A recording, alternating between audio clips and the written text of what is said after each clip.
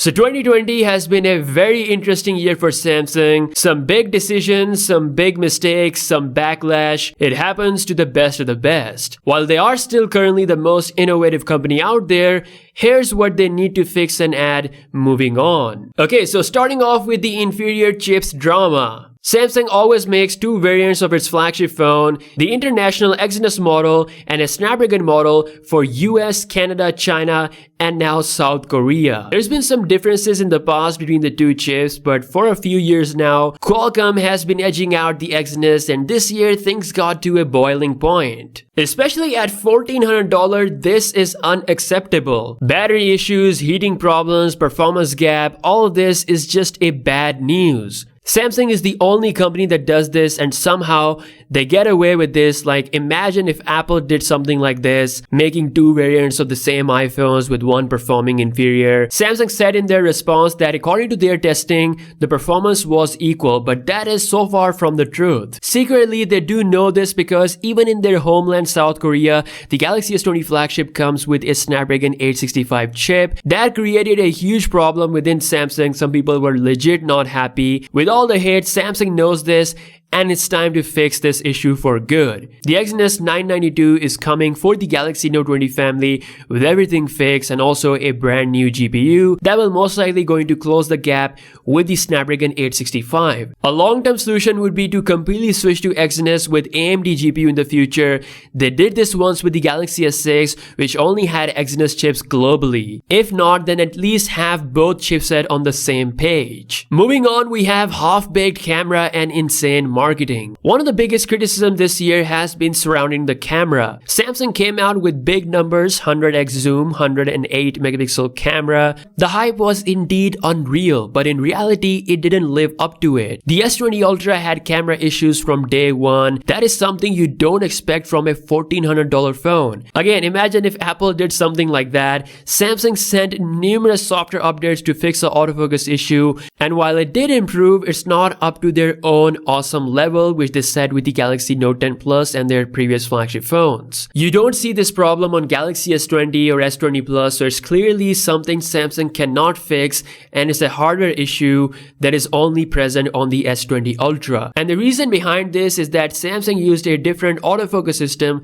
for the S20 Ultra. So from now on, no more half-baked camera experience. We need the best possible experience out of the box, especially at $1,400 price. Also, the 100x zoom marketing, it was pretty bad. The phone can take great photos at 10x level, but since they plastered 100x zoom on the back of the phone, the whole point of that is neglected. People just talk about the 100x zoom. They realize this, and it's been reported that they won't be using this for the future flagship phones. Now, before I dive deeper into this hole, I want to give a shout out to the sponsor of today's video, Eralu. Maybe you don't know this yet, but Eralu is the perfect solution to solve all of your connectivity and data pain points. They're the world's first eSIM store, providing coverage in over 150 countries at affordable prices, all via eSIM compatible devices. While traveling is out of question right now, I think Eralu would make the perfect travel companion for your next trip, which will hopefully happen pretty soon. To set it up, it's very simple. You can either visit their website or just download the free application for your device. Open the Eralu application and select the location where you want to travel. You'll have multiple eSIM options depending on the data. Select the one you want to buy, and that's it. There is a My eSIM option where you can access the eSIMs you have bought. You can easily top up your data if needed. So make your future traveling easier by checking out Eralu. The link is down below in the description. Moving on to the design. It's hard to imagine that this is the same company that made this phone only to make this couple of months later. The Galaxy Note 10 Plus was the peak of Samsung smartphone design. Still, in my opinion, it's the most beautiful Samsung flagship out there. That completely changed with the S20 Ultra. It's just a big tank basic phone. If you look at some of the competitors like the iPhone 11 Pro Max, you can see the stainless steel,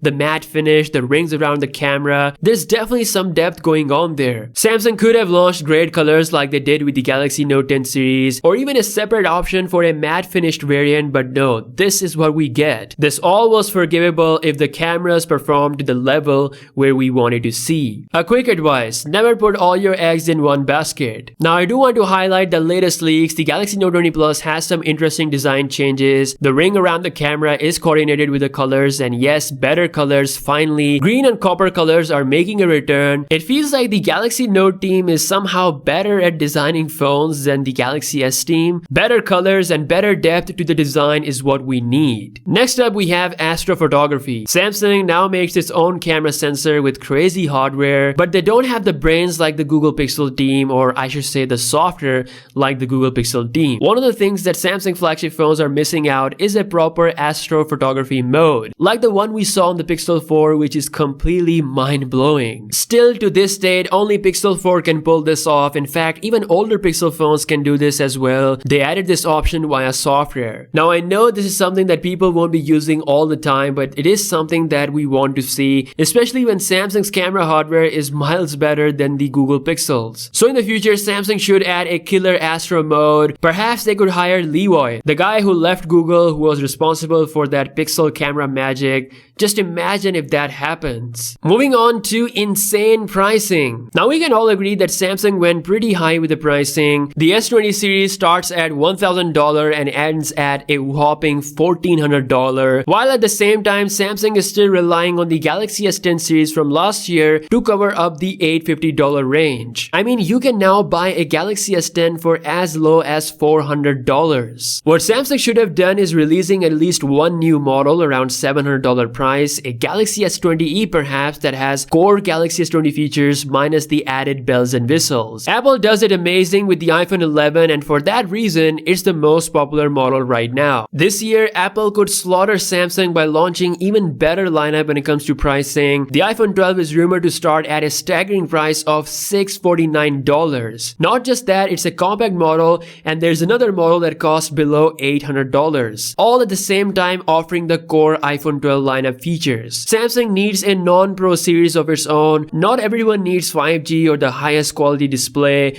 or the craziest zoom. They can still make a great flagship phone with newer hardware at cheaper price. This is what we need in the future lineup. And speaking of lineup, stop making random confusing phones. Now since they didn't make a Galaxy S20e, Samsung is still selling you the Galaxy S10e for $600. This is a phone with last generation specs. If you spend a little bit more money, you can get a OnePlus 8 or the iPhone 11 with a much newer hardware. You can also find a Galaxy S10e for as low as $300. Like, Samsung's whole S10 lineup doesn't make sense at all. And the most confusing phone of them all is the Galaxy S10 Lite. It's got a 1080p screen, which is clearly not as good as the screen of the Galaxy S10 and S10 Plus. It also doesn't have the same flagship cameras as the S10 series, and also weirdly not the same update schedule as the other S10 models, because the One UI 2.1 came to this phone almost a month late. Samsung has to stop releasing too many confusing phones that even they don't know how to price. What we need is a flagship model with the current hardware coming at $749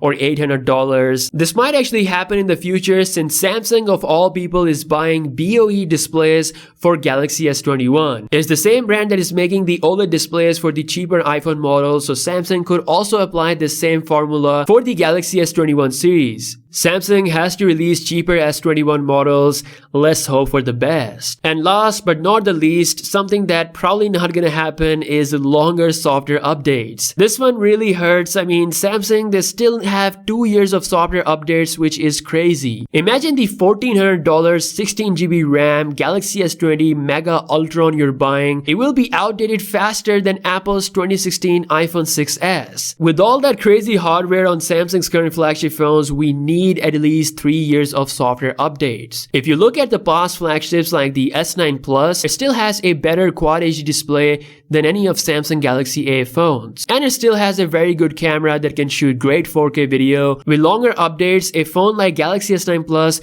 with its great hardware could stick around for much longer. I sometimes imagine that they don't want to do this because they want you to buy Galaxy A phones instead of their old flagship phones for cheaper price. Honestly, this needs to change, especially now with the current pricing. 3 years of software update is what we need minimum. So these were the 7 things that I want Samsung to fix in the future. Let me know your thoughts in the comment section below. Don't forget to like this video and even share this video, because I really want someone at Samsung to look at this and fix this. Like I said, Samsung is one of the most innovative companies that are out there right now, especially what they're doing with their foldable devices. It's a company that we all love, but constructive criticism is necessary, and this is going to push them to the next level. As always, let me know what you think in the comments below, and I'll see you guys in the next one. Peace out.